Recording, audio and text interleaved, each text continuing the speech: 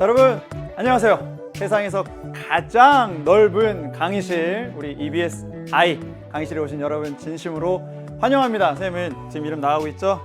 윤일식 선생님이고요. 여러분과 교실이 아닌 이 정말 세상에서 가장 넓은 EBS 교실에서 만나게 된 거 정말 기쁘게 생각합니다. 물론 지금 상황적으로는 기쁜 상황은 물론 아니지만 이렇게 우리가 라이브로 만날 수 있다는 거 생각도 못했습니다.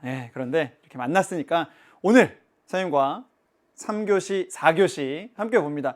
물론 학교에서 수업할 때도요 3교시, 4교시가 좀 힘들죠. 왜냐? 바로 밥 먹는 시간이 뒤에 있어서. 그런데 밥 먹을 만큼 열심히 공부하겠다, 그 마음으로 수업에 임해줬으면 좋겠습니다. 선생님이 눈을 이쪽으로 이렇게 돌리면요 이쪽에 채팅창이 있거든요. 그쪽을 잠깐 볼 때가 있습니다. 여러분 시선을 이렇게 고정하고는 있는데 잠깐 저쪽 본다 싶으면 왜 그러시지 생각하지 말고요, 채팅창 보시는구나 라고 생각하면 될 것 같습니다.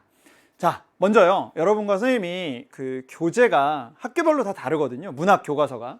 그래서 EBS에서 올림포스 현대문학이라고 하는 교재를 제작을 했습니다. 그래서 그 교재를 기반으로 여러분과 선생님이 수업을 하려고 하고요.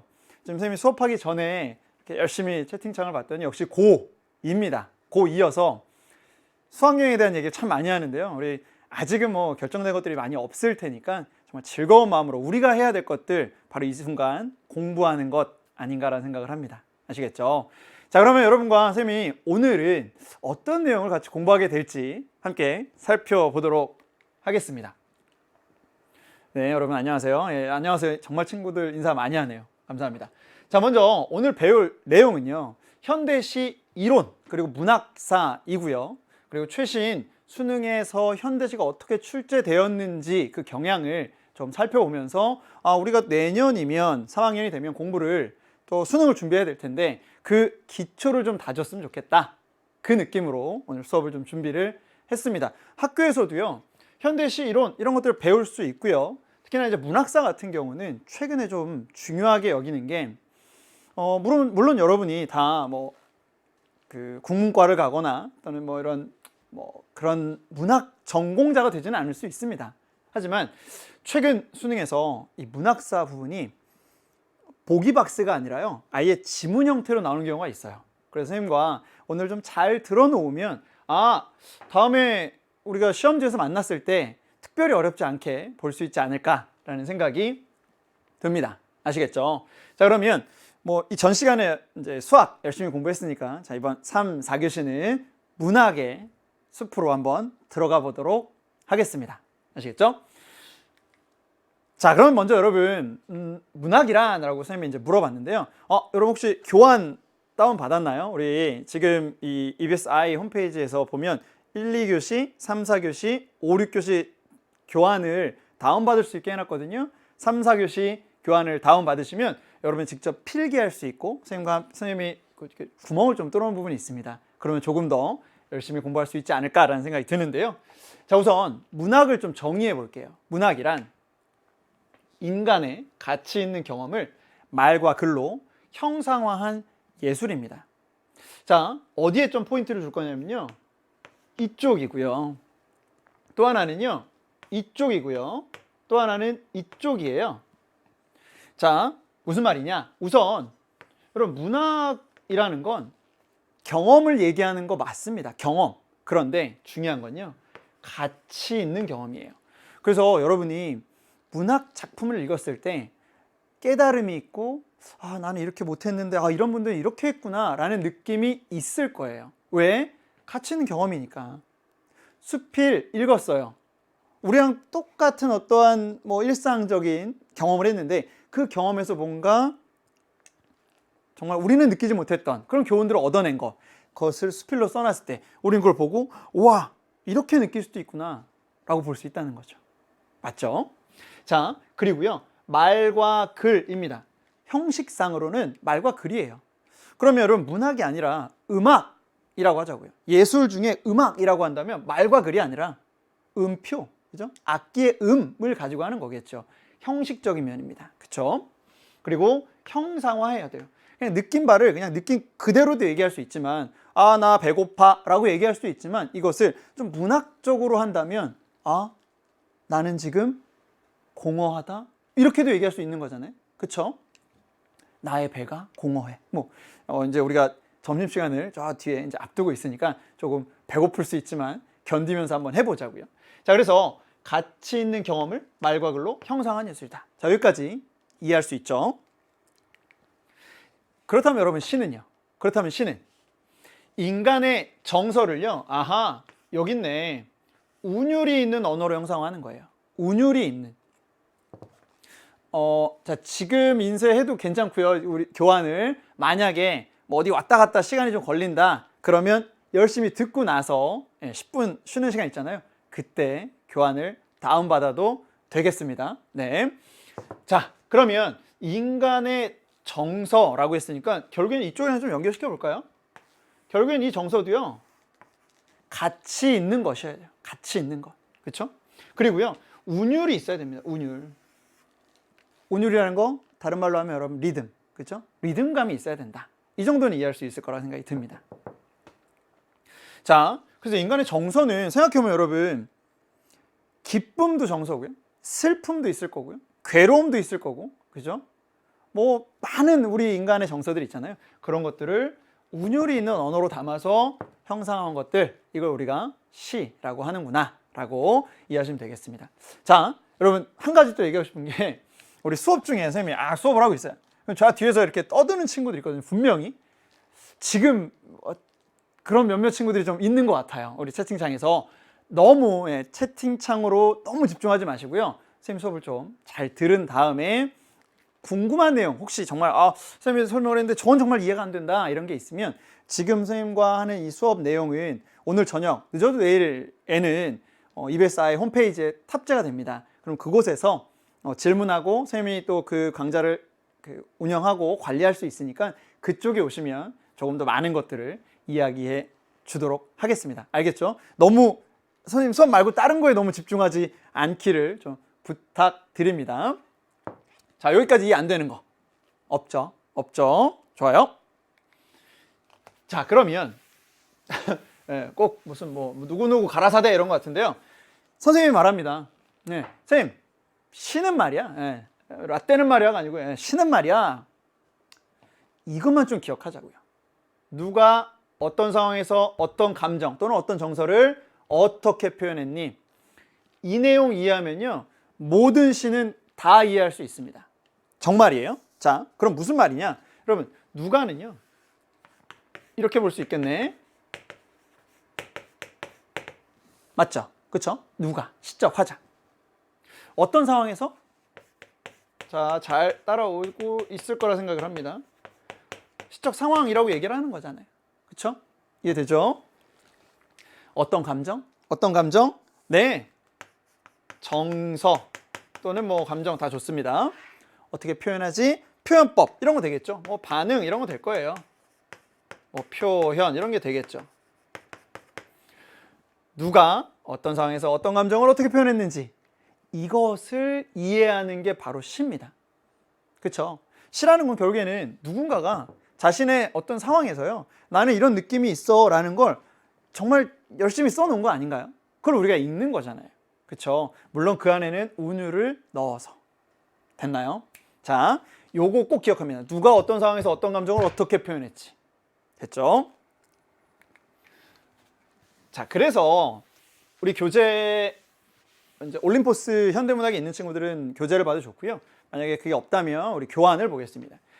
결국엔 시의 소통 구조라는 게 있는 거죠. 시 안에서 어떤 그 소통 구조가 있느냐, 시적 화자가 있습니다. 다른 말로 바꿔보면요, 서정적 자. 여러분이 중학교 또는 고등학교 1학년 수준에서는요, 시적 화자, 서정적 자 이런 말을 많이 들었을 겁니다. 선생님, 저 처음 듣는데요. 큰일 나죠. 고2인데 이걸 처음 들었다? 처음 들을 수 있어요. 지금 들었으니까 그럼 이제부터 처음 아니라고 하자고요. 알겠죠? 이제부터. 자, 시적 상황은요, 화자나 시의 대상이 처해 있는 형편이나 처지가 되겠습니다. 자, 화자의 정서는요, 다른 말로 하면 어떤 그 반응이에요. 이런 상황, 어떤 자극이 주어지는 그 상황에 대한 어떤 반응이거든요. 자, 화자가 시적 상황에 따라 느끼는 다양한 감정들입니다. 그럼 여러분 정서 이런 거 있죠? 뭐 긍정적이냐, 부정적이냐, 체념적이냐, 뭐 의지적이냐 이런 말 나오죠. 뭐 비판적이다, 연민, 뭐 체념하고 있다, 예찬, 관조, 자아성찰 이런 것들이 다 이쪽에 들어갈 수 있는 거죠. 그렇죠? 자, 화자의 태도 있습니다. 화자는요, 그러면 같은 상황이지만 다른 태도를 보일 수도 있습니다. 화자에 따라서. 그렇죠?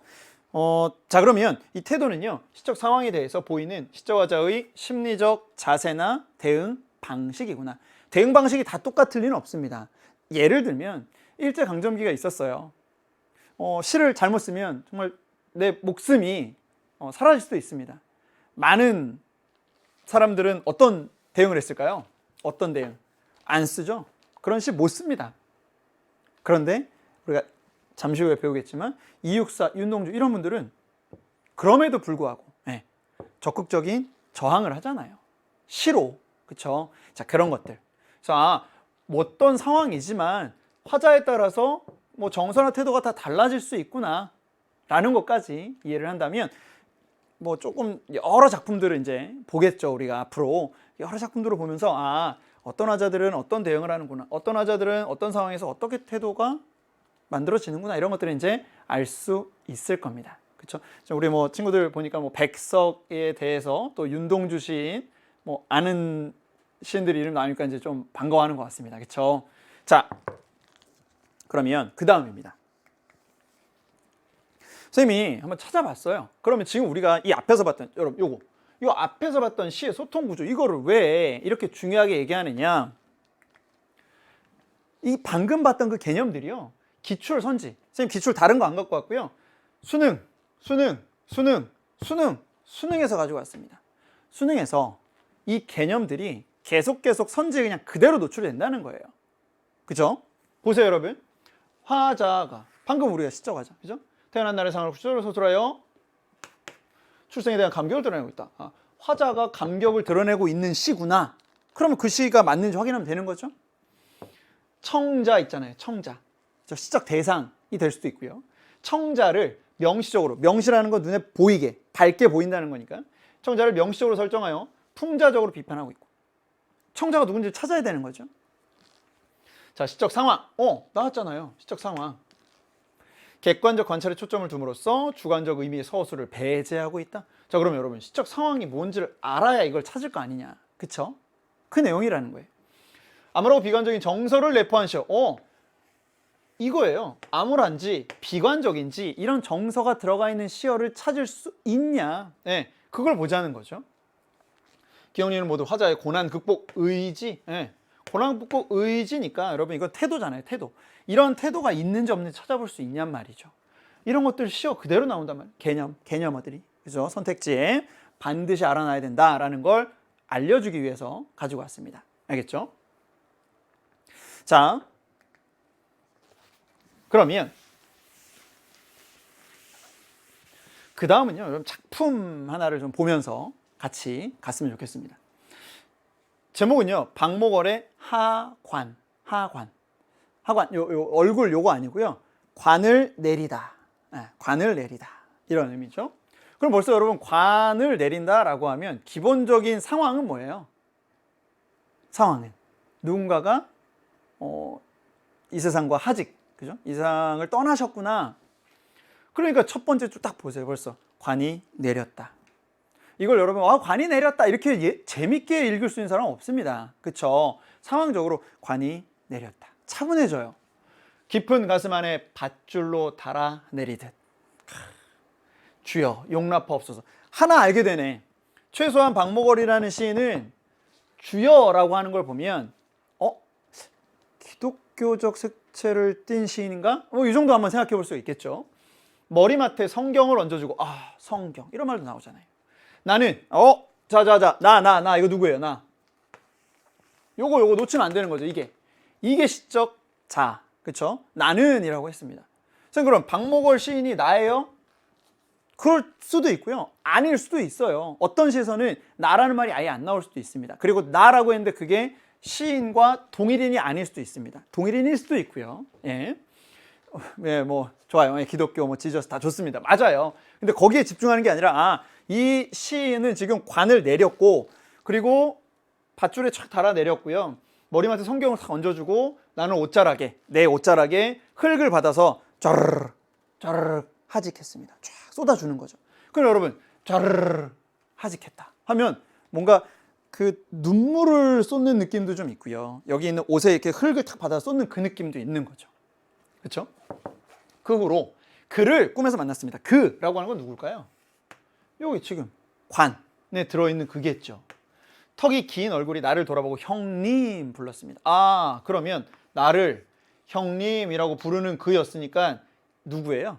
동생이겠죠? 그죠? 아, 그럼 우리가 시적 상황 파악되고 시적 화자 파악되고 시적 대상 파악되니까 지금 이 상황에서 이 시적 화자의 감정, 정서, 태도는 슬픔이겠구나, 그리움이겠구나 알 수 있잖아요. 하강의 이미지 좋습니다. 하강의 이미지 이런 거 나오잖아요. 그쵸? 자, 이렇게 이해하자는 거예요. 여러분, 시 이거 좀 처음 본 친구들도 있을 겁니다. 그런데 정말 어려워요? 이거 진짜 막 뭐 말도 못하게 우리가 영어로 쓴 것도 아니잖아요. 그죠? 영어로 썼으면 정말 뭐 좀 그 해석 자체가 안 될 수도 있지만 이해 안 되는 내용이 전혀 없다는 거예요. 그런데 그걸 조금 어려운 말, 소위 말하는 개념어들 있잖아요. 시적 화자, 시적 상황, 시적 대상, 정서, 태도 이런 말로 바꾸면 괜히 우리가 좀 움츠러드는 그런 경향이 있습니다. 그쵸? 갈게요. 예, 뭐 턱이 긴 얼굴이라고 하는 걸 보면 이 아마 동생의 외양을 좀 묘사하는 정도로 이해하면 될 겁니다. 그쵸? 자, 그러면 이제 두 번째는요. 시의 심상이에요. 자, 그럼 중요한 건 이제 여기서부터가 우리를 조금 어렵게 만드는 부분인데요. 왜냐하면 학교에서 시험 문제 낼 때 이런 부분들이 많이 나오기 때문에 그랬을 거예요. 그런데 정말 꼭 잊지 않아야 되는 건 여러분 이거 시의 심상이라든가 또는 잠시 후에 보게 될 뭐 시의 발상과 표현 이런 것들은 시의 표현법 이런 건 그 자체가 중요한 게 아니라 시를 시답게 만드는 그리고 시를 더 아름답게 시를 더 잘 전달하기 위한 방법인 거지 곧 포장인 거지 그 내용 자체를 이해하지 못하는 건 문제가 있다는 거죠. 이해되나요? 자, 시의 심상입니다. 이미지라고도 많이 불려요. 언어에 의해 마음속에 그려지는 감각적인 영상이에요. 여러분 어떤 언어를 듣거나 보거나 했을 때 내 마음속에 딱 그림이 그려진단 말이에요. 그쵸? 그걸 우리가 심상이라고 해요. 보시면 여러분 시각적 이미지 뭐 모르는 사람 없죠? 시청 후 미 촉 그죠? 시각 청각 후각 미각 촉각. 자 그럼 하나씩 한번 생각해 볼까요? 여러분 시각적 이미지 이렇게 쓸 수 있잖아요. 붉은 산수유 열매. 그러면 여러분 시각적 이미지예요. 붉은 산수유 열매 하면 머릿속에 뭐가 떠올라요? 영상이 딱 떠오르죠. 뭐 이렇게 매달려 있는 산수유 열매 이런 거 떠오르잖아요. 선생님만 떠오르니? 여러분도 떠오르기를. 예. 그리고 청각적 이미지 여러분 청각적 이미지는 뭐 큰 울림소리, 큰 종소리 이러면 뭔가 종소리가 진짜 귀에 오는 것 같은 느낌. 그죠? 그 영상. 그죠? 후각적 이미지 찾아봤더니 매운 고추향, 뭐 매운 후추향 이러면 어떻게 해요? 뭔가 우리 코로 정말 오는 것 같잖아요. 미각은요. 네, 찾아보시면 뭐 달콤한 음료 이런 거 있잖아요. 그죠? 달콤한 음료. 촉각적 이미지는 뭘까요? 촉각. 느껴지는 거잖아요. 뭐 시에 있었던 구절 중에는 서늘한 옷자락 뭐 이런 거 있습니다. 뭐 좋아요. 뭐 청각적 이미지 매미 소리 좋습니다. 그렇죠? 이런 거. 뭐 맛있는 사과 미각적 이미지 좋습니다. 네. 뭐 시큼한 냄새 후각이겠죠. 좋아요. 자 여기까지는 여러분 모르는 사람 없습니다. 그런데 학교에서도요 시험 문제로 낸다면 대부분 이쪽이었을 거예요. 1학년 때 또는 중학교 때. 왜냐하면 공감각적 이미지라는 건 여러분 감각이 전이거든요. 그러니까 우리는 평상시에 우리는 여기에 되게 익숙해요. 이쪽에. 그래서 시를 읽다 보면 이런 부분이 딱 나오면 어떻게 될까요? 눈에 이상한데? 라고 하면서 뭔가 눈에 탁 걸립니다. 실제로. 자 한번 보세요. 뭐냐면 복합 감각적 심상이라는 게 있어요. 복합해서 그냥 복합적으로 나오는 거. 이런 거 어때요? 술 읽는 마을마다 타는 저녁 놀 하면 술 읽는 마을은 술이 익어가 냄새가 나니까 후각일 거고요. 타는 저녁 노을 하면 저녁 노을이 쫙 타고 있으니까 그건 시각일 거예요. 그건 그냥 후각과 시각이 함께 나온 시예요. 그거를 여러분 공감각적 심상이다라고 얘기하면 안 된다는 거죠.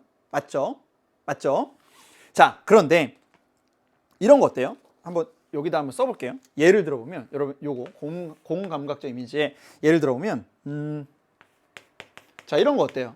자 웃음이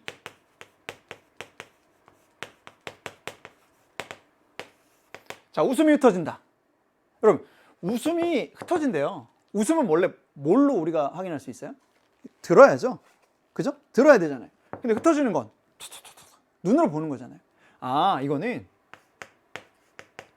자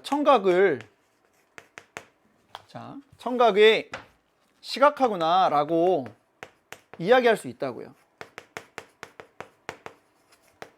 그쵸? 이런 것들은 딱 눈에 보면 웃음이 흩어진다? 웃음은 원래 커. 웃음은 좀 작아. 이렇게 나올 수 있을 텐데. 웃음 소리니까. 자, 또 하나 해볼까요? 뭐 이런 거 어떨까요? 선생님 찾아봤는데 여러분 이거는 달콤한 바람? 바람은 달콤할 수가 없죠. 그쵸? 바람이 달콤한 거잖아요 지금. 바람은 촉각으로 느끼는 거잖아요. 촉각을 뭘로 표현했어요? 달콤하다라고 했으니까 미각으로 표현했습니다. 촉각의 미각. 그렇죠? 뭐 이런 거잖아요. 물론 이 뒤쪽 거는 여러분 그렇게 중요하진 않습니다. 그런데 어쨌든 어떠한 심상을 어떠한 심상으로 바꿔서 얘기했구나 라는 거 정도는 이해해야 됩니다. 그쵸?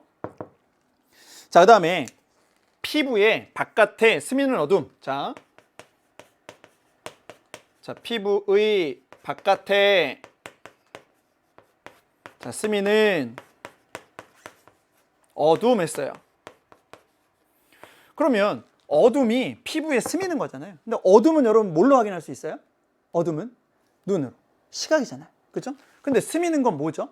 피부로 느끼는 거거든요. 그렇죠? 그러니까 이것도 시각을 촉각화해서 표현했구나. 그렇죠? 자, 시각을 촉각화했구나라고 이해하자는 거예요. 이런 거. 그렇죠? 이런 것들이 시청, 후, 미, 촉 요쪽과는 분명히 다르구나라고 좀 느껴지는 거죠. 그렇죠? 그거 하나만 더 해볼까요? 하나만 더 해보면 다른 과일보다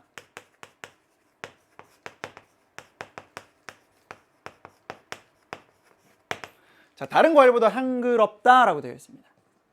그럼 다른 과일보다 향기롭다라는 의미잖아요. 그렇죠? 그러면 뭐예요?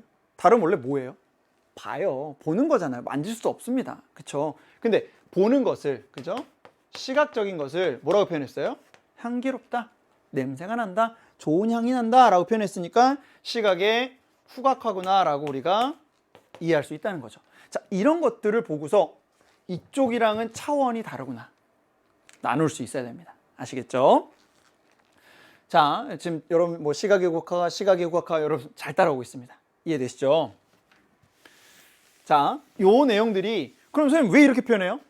방금 얘기했던 달은 과일보다 향기롭다라고 하는 건 그 달을 탁 봤더니 정말 달이 땡하니 떠 있는데 정말 그 과일보다 더 아름답고 더 탐스럽고 더 맛있어 보이고 그러다 보니까 더 이렇게 향기가 나는 것 같고 그런 느낌이라고요. 그렇게 표현을 한 거라고요. 그게 시입니다. 아시겠죠? 자, 역시 이 내용들도요. 기출선지에 이제 노가 있습니다. 자, 청각적 이미지를 사용하여 여기 있잖아요. 청각적 이미지를 썼는지를 확인해야죠. 색채어를 활용해서 여러분 색채어를 활용했으면 뭐예요? 기본적으로 시각적인 그죠? 이미지를 썼겠죠. 밝고 화려한 색감을 지닌 그림 속 마을의 모습을 공감각적 이미지의 풍경으로. 그럼 공감각적 이미지가 뭔지를 알아야 이 지문, 이 선택지 확인할 수 있겠죠? 그쵸? 이해되죠? 자, 다시 한번 여러분. 피부의 바깥에 스미는 어둠은요.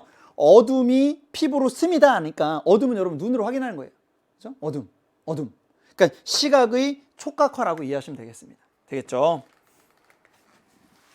자, 이번에는 시인의 발상입니다. 무슨 말이냐? 시를 쓸 때요. 발상. 시를 쓸 때 시인이 자신의 의도를 효과적으로 드러내기 위해 떠올린 생각을 우리가 발상이라고 표현합니다. 발상. 자, 전체적으로 지금 수업에 열심히 참여하고 있는데 우리 너무 댓글로 가지 마시고 선생님한테 좀 와주세요. 선생님한테 집중. 네, 수업 시간에도 자 거기 그 뒤에 뒤에서 세 번째 조용히 쉿. 그만. 자 여기 선생님 집중. 자 발상이고요. 표현은 시인의 발상을요 구체화한 결과니까 여러 가지 표현 방식을 쓸 수밖에 없는 거죠. 그냥 이 본인이 떠올린 생각을 남들 다 하는, 여러분과 선생님이 다 할 수 있는 표현으로 쓰면 시적인 표현이라고 얘기하기 좀 쉽지가 않겠죠. 시인들은 그 언어를 정말 우리말을 가지고 이렇게 해가지고 정말 아름다운 작품을 딱 만들어낸단 말이죠. 물론 여러분과 선생님도 시를 쓸 수는 있는데요. 발상이 똑같다고 해서 표현이 똑같을 리는 없습니다. 그쵸? 기뻐, 슬퍼라고 한다고 해서 표현이 다 똑같지는 않다. 그것까지 좀 기억을 했으면 좋겠습니다. 여러 가지 표현 방식을 그래서 쓰는 거예요. 그래서 우리가 좀 이해하는 거예요. 뒤에서 세 번째 누군지는 잘 모르겠습니다. 지금은 우리 너무 정말 세상에서 가장 넓은 EBS 강의실이기 때문에 뒤에서 세 번째 잘 안 보입니다. 어쨌든 몰입해 주세요. 자, 그래서 이제 시의 표현이 나오는 거죠. 다시 한번 얘기합니다. 여러분, 표현법에 지나치게 빠져들지 마세요. 표현은 방금 얘기했던 시인의 발상 또는 시인이 전해주고 싶은 주제를 잘 드러내기 위한 겉포장입니다. 겉포장에 너무 현혹돼서 안에 있는 알맹이를 이해하지 못하면 안 돼요. 알겠죠? 자, 비유법, 강조법, 변화법인데 여러분 이거 뭐 다 같이 외우자 이게 아니에요. 근데 우리가 지금까지 수능이나 학교 시험이나 이런 데서 좀 많이 나오는 것들이 있잖아요.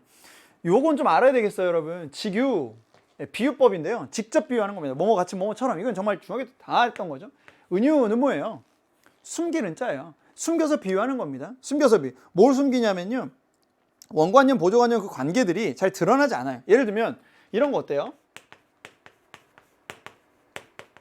자, 나는 나룻배, 당신은 행인, 이런단 말이에요. 그러면 나는 나룻배고 당신은 행인이래. 그럼 이게 나는 내가 왜 배지? 뭐 이렇게 되는 거잖아요. 그럼 나는 당신을 이렇게 이곳에서 이곳으로 이렇게 옮겨주는 그런 어떤 마음을 가지고 있어요. 그런 역할을 하는 사람이에요. 라는 의미를 담고 있는 거잖아요. 비유하는 겁니다. 나는 나룻배와 같아요. 라고 하면 지우겠지만. 그쵸? 자, 의인법도 많이 나오죠? 사람인 것처럼 표현하는 거잖아요. 그쵸? 사람인 것처럼. 생물이 아닌 것을. 자, 풍유. 이런 말들은 뭐 많이는 들어보지 못하겠지만 풍자적 비유예요. 그래서 이건 다른 말로 그냥 편하게 얘기하면 속담을 인용한다거나, 그쵸? 격언을 인용한다거나, 그러면 우리가 이제 풍유적 표현법을 썼구나 이렇게 얘기합니다. 속담이나 격언을 이렇게 쓸 때가 있습니다. 자, 대유는요, 대신해서 비유한다? 이렇게 이해하면 되겠습니다. 자, 무슨 말이냐? 정확히 말하면요, 이렇게 좀 사물의 일부나 어떤 특징을 가지고 전체를 표현할 때 우리가 대유법을 쓴다라고 얘기를 해요. 물론 이제 제유, 환유 나누긴 하는데 우리 고등학교 과정에서는 대유를 통칭을 합니다. 예를 들면 뭐 사람이 빵으로만 사는 건 아니야 라고 선생님이 얘기했어요. 그럼 거기서 말하는 빵이 온리 브레드인가요? 아니잖아요. 사람은 먹는 것으로만 사는 게 아니야. 그죠? 그런 것들을 이제 우리가 대유라고 합니다. 비유법 많이 쓰여요. 우리 현실적으로도 여러분 친구들하고 얘기할 때 많이 쓰는 말이고요. 그쵸? 자, 강조법은 뭐 열거, 과장, 점층, 반복, 대조, 영탄 이런 게 있는데요. 이 중에서 여러분 점층, 점점점점 층을 더해가는 거예요. 점점점 층. 예를 들면 뭐 살아있다, 눈은 살아있다, 뭐 땅에 떨어진 눈은 살아있다. 이런 식으로 점점점 층위를 더해가는 거 점층이라고 하고요. 반복 마찬가지로 뭐 반복하면 정말 강조가 되겠죠. 그죠? 뭐 대조. 두 가지의 서로 다른 점을 딱 갖다 놓고 대조하는 것. 자, 영탄 같은 경우는 여러분 뭐 이런 거 있잖아요. 오 뭐 이런 거 있잖아요. 그렇죠? 네, 그런 거. 기쁨, 슬픔, 놀라움 이런 감정들을 딱 드러내는 수사법 영탄법이라고 얘기를 합니다. 선생님 지금 여러분 그 채팅창을 보면 우와 오 뭐 이렇게 놀라게 되는데요. 네, 영탄법 이렇게 얘기할 수 있겠죠. 변화법에는 정말 이 중에서는 많이 나오긴 하는데요. 질문 많이 받는 거 있습니다. 설의법, 서리적 표현 정말 많이 물어보잖아요. 정말로 여러분 여기서 꼭 알고 가자고요. 자, 서리적 표현은요, 기본적으로 우선 쉽게 판단할 수 있는 yes, no를 쉽게 판단할 수 있어요. 할 수 있는 사실을 의문의 형식으로 표현하는 거예요. 왜? 저 사람, 그러니까 내가 물어봤을 때 그 의문의 형식으로 표현했을 때 그 사람이 아 맞아 라고 얘기할 수 있는, 본인이 스스로 판단할 수 있도록 해주는 거. 됐나요? 자, 도치, 위치를 뒤집습니다. 네, 위치를 뒤집습니다. 도치예요. 자, 그다음에 대꾸, 뭐 구절의 그 대칭, 반어, 반대로 말하는 거, 역설, 논리적으로 맞지 않는 말을 하는 거, 그죠? 뭐 생략하는 거, 점점점점 이런 거 있을 거예요, 그렇죠? 자, 이런 내용들은 여기에 선생님 저 이거 모르겠어요, 뭐 큰일 났어요, 이거 아니고 이런 내용들을 가지고 시에서 썼을 때 그 효과를 여러분이 알 수 있으면 좋겠습니다. 예. 여러분 대유를 잠시 또 자꾸 물어보는데요. 대신해서, 대표해서 비유하는 거거든요. 대신해서. 그러니까는 그 총은, 그 칼은 총보다, 아니 뭐지? 펜은 칼보다 강하다? 네, 그런 거 있잖아요. 그럼 거기서 말하는 펜은 진짜 그냥 여기 선생님이 갖고 있는 어디니 펜 어디? 그 펜인가요? 그거 아니란 말이죠. 그 문학의 힘, 또는 이런 좀 펜과 다른 무력이 아닌 그 문화적인 힘, 이런 걸 얘기하는 거잖아요. 그죠? 아까 예를 들었던 건 사람이 빵으로만 사는 건 아니야. 빵으로만 사는 건 아니야 라고 할 때 그 빵은 온리 브레드가 아니라고요. 그쵸? 자, 그 다음 가보겠습니다. 자, 이것도 역시 기출 선지에 노가 있었어요. 어떻게 노가 있냐? 이렇게요. 비유적 표현을 반복, 그죠? 직유의 방식을, 그죠? 유사한 식구를 반복, 반어적 어조, 이런 거 나온단 말이에요. 그러니까 이런 건 알아야 되겠죠. 그죠? 이 비유에는 직유, 대유, 은유 다 들어가 있을 겁니다. 그쵸? 자, 잘 따라오고 있죠? 자, 지금 서리적 표현 같은 경우는요, 여러분 뒤쪽으로 이제 우리가 작품을 배우다 보면 계속해서 이제 몇 개의 그 예시들이 나올 텐데요. 뭐뭐 하랴, 그죠? 뭐 있을 줄이 있으랴, 뭐 이런 거 있단 말이에요. 그죠? 또는 우리 시에서 정말로 누구나 다 알고 있는 진실을 일부러 이렇게 탁 뒤를 질문을 하면서 저 사람이 판단할 수 있게 해주는, 자, 그런 내용들은 우리가 시에서 4교시에서 바로 다룰 수 있으니까 그때 서류적 표현을 꼭 얘기하도록 하겠습니다. 아시겠죠? 자, 어렵다 판단하지 마시고요. 벌써부터 막 어려워 포기해야 돼, 아닙니다. 시작이고요. 이 정도는 고2니까 우리가 이제 이 정도는 우리가 좀 해야 되지 않을까라는 생각으로 들어와야 됩니다. 알겠죠? 그러니까는 여러분 국어가 수능에서 1교시죠. 수능이 시작된 이래로 1교시가 아니었던 적이 없어요. 그러니까 언제나 1교시 시작을 국어 영역으로 하기 때문에 여러분 이 부분은 좀 꼭 잡고 가야 돼요. 선생님 저 국어 포기요. 말도 안 되죠. 말도 안 됩니다. 할 수 있고요. 해야만 하고, 할 수 있는 내용들을 우리가 지금 다 보고 있는 겁니다. 아시겠죠? 자, 그러면 선생님이 또 개념 하나 먹자라고 했는데요. 여러분 그 선생님이 이름이 이제 일식인데요. 먹을 식자는 아니고요. 심을 식자인데 그냥 편하게 그냥 하나 먹고 갑니다. 자, 뭐냐? 시 볼 때요. 앞으로 이제 시 본다면 시 제목 놓치지 말자고요. 첫 번째. 두 번째는 화자나 대상이 처한 시적 상황을 좀 찾아보자고요. 세 번째는 화자나 대상의 반응을 좀 확인합시다. 요 내용을 좀 잘 기억하고요. 선생님이 앞으로 4교시, 그 다음에 또 다음 주에 우리가 보게 될 때도요. 내일이군요. 내일 1, 2교시에 또 보게 될 때도 요 내용을 계속해서 반복적으로 이야기하겠습니다. 예, 하나 1 먹을식 아니고요. 하나 1 심을식. 예. 자, 그러면 여러분 여기서부터는 문학사입니다. 여러분, 선생님 문학사 제가 왜 해야죠? 선생님 저 여기 국문과 수업 아닌데요. 왜냐하면 최근 수능에서 문학사가 보기가 아닌 이 실제 제시문으로 나온 적이 있어요. 실제로. 그러니까 이 부분은 알고 있으면 문학 작품 이해하는데 훨씬 더 도움이 됩니다. 알겠죠? 한번 볼게요. 엄청 깊이 들어가고 이러지 않습니다. 훑어 갈 겁니다. 아시겠죠? 가죠. 자, 먼저 1910년대는요. 근대시의 출발 지점이고요. 이때 나온 작품들을 여러분들이 배운 내용들은 거의 없을 거예요. 네, 출발점이니까. 그래서 뭐 율격일 지닌 뭐 새로운 형식의 시가가 이제 등장을 했다라고 했는데 이 전 시대까지는 시조가 꽉 잡고 있었잖아요. 근데 이제 점점점 근대시로 이제 넘어오는 겁니다. 아시겠죠? 배경 지식을 알고 간다라고 생각하면서 가자고요. 이 정도는 시작이자 시작. 그죠? 자, 1920년대 가겠습니다. 여기서부터 조금 중요한 게요. 자유시가 성립이 돼요. 그리고 확산이 됩니다. 왜요?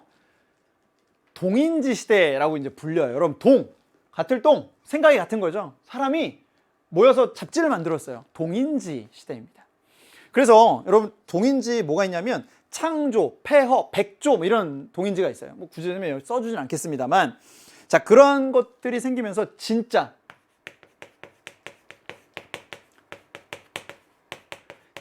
문학인들이 배출되기 시작했구나라고 이해하시면 되겠습니다.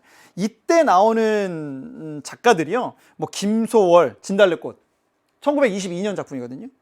한용운 님의 침묵 들어봤죠? 한용운 님의 침묵 모르는 사람? 네. 한용운 님의 침묵, 네, 동인지, 네, 여기요. 한용운 님의 침묵 이제 올라오겠죠? 다 알 거예요. 한용운 님의 침묵은 1926년에 발표가 된 내용입니다. 네, 여러분 서로 자꾸 다투지 마시고 선생님 집중. 그랬고요. 자, 또 뭐 이상화라는 시인이 쓴 님의 침묵 좋습니다. 빼앗긴들에도 봄은 아는가. 자, 이런 작품도요. 1926년 작품입니다. 그러니까 이때 작품들 얘기하면 여러분이 나 그거 들었는데요? 그거 아는데요? 이때부터 시작이죠. 그렇죠? 자, 그리고요. 1920년 초기에는요. 3.1운동 실패했잖아요. 1919년 3.1운동 실패한 다음에 좀 낭만적인 작품들이 많이 나오다가 후기로 가서는요. 이제 1920년대 후반기로 가면 뭐 이걸 꼭 정말 외우라가 아니라 이런 일이 있었다는 거죠.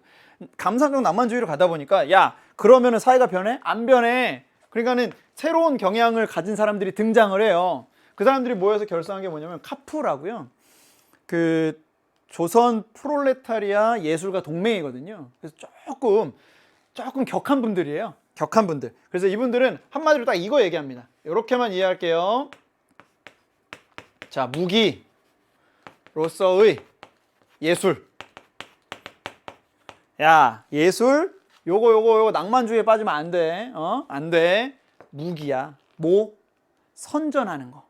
본인들의 생각을 선전하는 무기로서의 예술을 얘기하는 그런 주장도 있었던 것이죠. 자, 그리고요. 1930년대로 넘어갈게요. 30년대로 가면 일제의 탄압으로 인해서 사회 비판적 문학 대신에 순수 문학을 추구합니다. 왜? 일제가 막 탄압을 해요. 너네 그런 작품 쓸 거야? 그런 작품 쓰면 혼나 뭐 이러면서 탄압을 하니까 그러면 이제 비판적 작품보단 그냥 순수한 문학을, 순수한 시를, 순수한 나의 감정을 표현하는 시를 씁니다. 근데 이게 의외로 우리에게는 지금 우리 문학사에는 참 좋은 일이에요. 왜? 그야말로 순수 문학을 추구하는 정말 되게 아이러니하죠. 되게 역설적이죠. 엄청난 탄압을 받았는데 그 탄압으로 인해서 지금 우리에게 순수 문학이라는 게 쫙 새롭게 막 생겨나고, 그렇죠? 자, 그때 나왔던 게 바로 시문학파입니다. 시문학이라고 하는, 여러분 무슨 파는요 모임이잖아요. 무슨 파 모임 모여요. 시문학이라는 잡지를 만들었던 사람들의 모임입니다.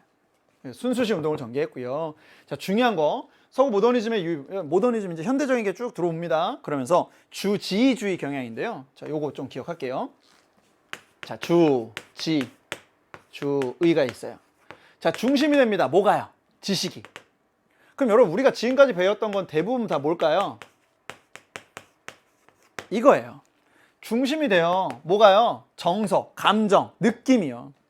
그런데 이때부터는 감정을 그냥 쭉쭉 노래하는 거, 그런 거 말고 좀 생각해야 알 수 있는, 조금 머릿속으로 고민해야 알 수 있는 그런 작품들을 쓰기 시작한다는 거예요. 왜? 그게 서구 모더니즘의 영향을 받은 거니까.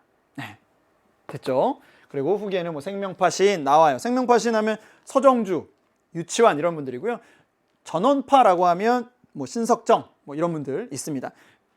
여러분 30년대 누군지 한번 얘기해 볼까요? 30년대는요. 정지용, 유리창 1930년에 나왔습니다. 김영랑 시인 모란이 피기까지는 이라고 있어요. 모란이 피기까지는 거기 보면 1934년 작품이고요. 자, 그리고 김광균이라는 시인이 쓴 와사등이라는 시도 있습니다. 자, 거기가 이쪽 1930년대입니다. 그러니까 순수시, 순수문학 이런 것들이 이제 막 좀 나왔던 그런 시대구나라고 이해하시면 될 것 같아요. 자, 주지주의 뭐 다 알겠죠, 여러분? 주지주의 아직 윤동주 시는 아직 안 나왔습니다. 1930년대니까, 그죠? 자, 여기가 좀 중요한 그런 내용들이 있었던 부분이고요. 자, 그러면 이제 여기네, 드디어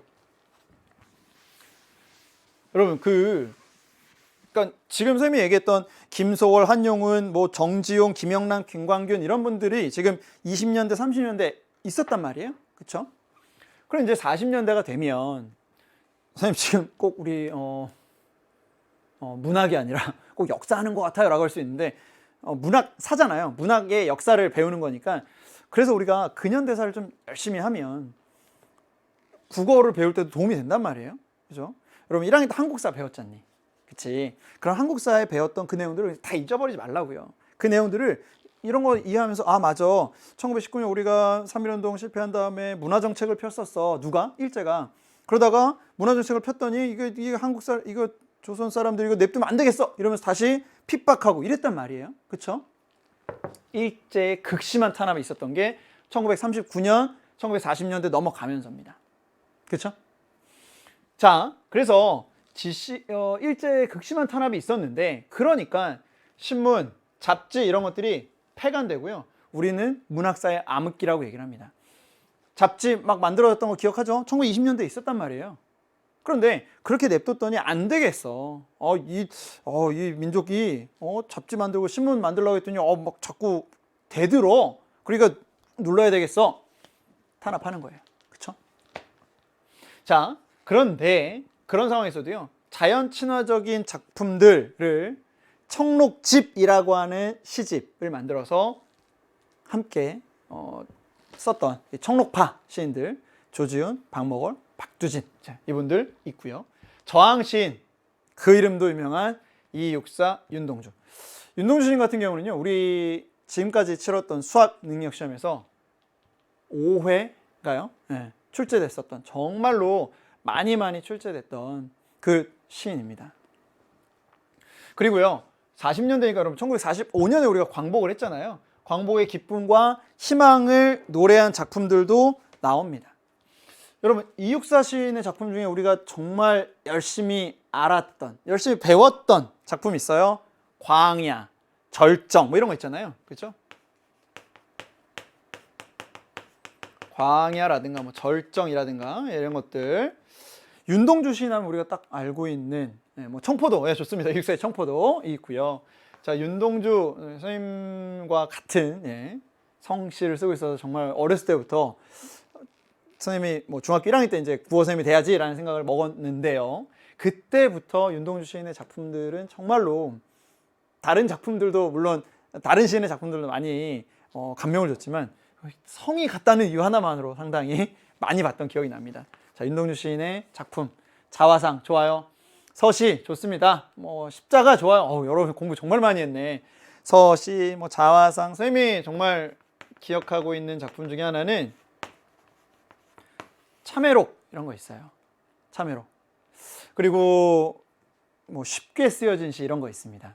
그러니까 그런 작품들을 보면서 윤동주 시인의 삶에 대해서 한번 생각해 보기도 했고요. 그랬던 기억이 나네요. 선생님이 그 중학교 2학년, 뭐 3학년 이때쯤인 것 같은데. 자, 그래서 이 저항시인들을 우리가 왜 이렇게 높게 평가하냐면요. 아까 우리 제일 처음 부분으로 잠깐 다시 돌아가 보면 이 상황이잖아요. 일제 극심한 탄압.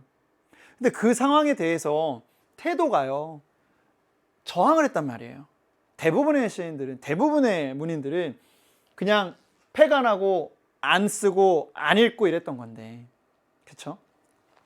자, 우리 친구들 벌써 뭐 끝나기 5분 전에 이랬는데 요때쯤 되면 이제 우리의 집중도가 막 흐려질 수 있어요. 학교에서도 그러잖아요. 선생님들이 이때쯤 되면 막 자, 야 조용히 해. 더 앉아. 저 화장실 좀 갔다 거의 끝났어. 앉아. 이거 하거든요. 여러분 조금만 더 집중해 주세요. 40년대까지 왔습니다. 자, 이제 50년 하면 6.25 전쟁 기억하죠? 그렇죠? 사회적 혼란이 있었어요. 자, 전쟁의 비극성도 있고요. 그러면서 되게 허무의식도 느껴집니다. 와, 뭐 이렇게 전쟁 나니까 다 끝났네. 그리고 민족의 화해에 대한 얘기도 하고요. 그리고 뭐 전통과 순수 서정성도 또 추구하는 그런 상황도 나타납니다. 왜? 이제 우리를 억압하는 사람들이 없어졌거든요. 그런데 1950년대로 가면서요, 50년 후반으로 가면 현실의 부조를 비판하고 풍자하는 시가 나와요. 왜? 우리나라에 정부가 세워졌는데요. 그 정부가 전쟁 이후에 세워졌으니까 조금 잘 운영을 못해요, 나라를. 예, 그리고 좀 부정부패도 막 있고요. 그러니까 그거에 대해서 비판하고 풍자하는 작품들이 나와요. 예. 60, 70년대는 우리가 딱 떠올려야 되는 게 있어요. 1960년 4.19 혁명, 1961년 5.16 군사정변, 그리고 그 이후에 나타났던 산업화. 그래서 산업화가 됐다는 건 농촌에서 점점 어디로 와요? 도시로 옵니다. 그렇죠? 집중합니다. 그리고 문명에 대한 비판을 쏟아내는 작품들이 나오고요. 산업화로 인해서 도시로 막 오니까 다 일자리가 있는 게 아니잖아요. 그렇죠? 그러니까 소외된 민중들의 삶을 노래하는 작품도 나옵니다. 그렇죠? 자, 80년대 가보죠. 그래서 우리가 60, 70년대에는 꼭 기억해야 되는 게 김수영 시인과 신동엽 시인과 김광섭 시인, 이런 분들을 좀 기억할 필요가 있어요. 자, 80년대 가보겠습니다. 선생님이 이제 어렸을 때 경제 성장으로 인한 민주화 열망이 고조됩니다. 민주화를 좀 얻었으면 좋겠어, 자유로웠으면 좋겠어, 이런 얘기를 하는 거예요. 자유롭지가 않으니까. 산업화에 대한 비판과 자성의 목소리가 일어나고요. 산업화 너무 좋아, 우리나라 잘 사니까 너무 좋아, 그런데 왜 쟤네만 잘 살고 우리는 아직도 못 살지, 이런 생각들을 작품으로. 그리고 현실 비판, 자유를 갈망하는 시의 등장, 이런 것들이 나타납니다. 됐죠? 자, 그래서 뭐 김광규 시인의 뭐 상행이라든가, 뭐 황지우 시인의 새들도 세상을 뜨는구나, 이런 거 제목은 아마 들어봤을 거예요. 그리고 박노해라는 시인의 뭐 노동의 새벽, 이런 작품들도 나왔습니다. 자, 최신 수능 현대시 출제 경향을 좀 이야기하고서 우리 이번 3교시는 좀 마치고 갈게요. 여러분 공부 정말 많이 했네요. 뭐 그 신동엽 시인의 껍데기는 가라, 이런 것도 아는 거 보니까 껍데기는 가라라는 작품은 우리가 내일 아마 다루게 될 겁니다. 자, 단독 작품 출제보다는요, 관련 있는 작품을 자꾸 묶어요. 복합해서 출제합니다. 이게 요즘 수능의 트렌드였어요. 그래서 2017년에는 현대시하고 극을 섞었고요. 2015년에는 현대시와 수필도 섞었어요. 그런데 그러다가 왜 그랬는지 모르겠지만 2020학년도 수능, 다시 말하면 2019년 11월에 봤던 수능에서는 현대시만 엮어서 출제를 했습니다. 자, 그리고 이번 문학작품과 독서지문으로 구성하는 영역 복합이 등장을 했어요. 여기서 말하는 이 독서지문이 바로 여기예요. 문학사론, 작품론, 이런 게 나온단 말이에요. 우리가 본 게 지금 문학사예요. 10년대, 20년대, 30년대, 40년대, 80년대는 어땠다, 60, 70년대는 어땠다, 이런 것들 우리가 지금 본 거란 말이죠. 그쵸? 자, 그래서 보기로 제시되는 것들이 좀 더 확장돼서 독서 지문의 형태로 나오더라. 이걸 좀 여러분이 기억을 해 주었으면 좋겠습니다. 그래서 이걸 외우라는 게 아니라요, 나온단 말이에요. 나오는데 알고 있으면 볼 때 훨씬 더 편하죠. 모르고 있으면 볼 때 완전 새롭잖아요. 그럼 좀 어려운 거예요. 그쵸? 자, 그렇게 좀 이해하시면 좋을 것 같습니다. 자, 그래서 마지막 하나만 선생님이, 여러분 이게 2018학년도 6월 모평에 나왔던 최초로 이러한 보기가 아닌, 보기 박스는 요만해 가지고요, 문제에 보기를 참고해 가지고 요만큼 나오는데, 그게 아니라 보기를 참고하는 게 아니라 그냥 제시문이에요. 이게 가라는 제시문이에요. 그리고 밑에 작품 시가 나왔습니다. 그러니까 이게 나왔을 때 친구들이 뻥한 거예요. 야, 보기 같은데 보기가 너무 길어. 여러분 보세요. 문학적인 시가는 뭐 작가의 체험이다, 의식에 따라서 의도적으로 재구성한다, 그러면 밑조교가 드러난다, 이런 말들이 막 나온단 말이에요. 그러니까 이런 것들을 우리가 수업 시간에 선생님들이 다룰 때 여러분이 알아야 되는 겁니다. 아시겠죠? 그래서 뭐 여기 보면 뭐 이미지 묘사, 이거 이미지 심상 우리가 배웠잖아요, 방금 전에. 뭐 서정시는 과거의 경험들이 공존해 있다는 점에서 시간의 모호성도 뭐 두드러진다.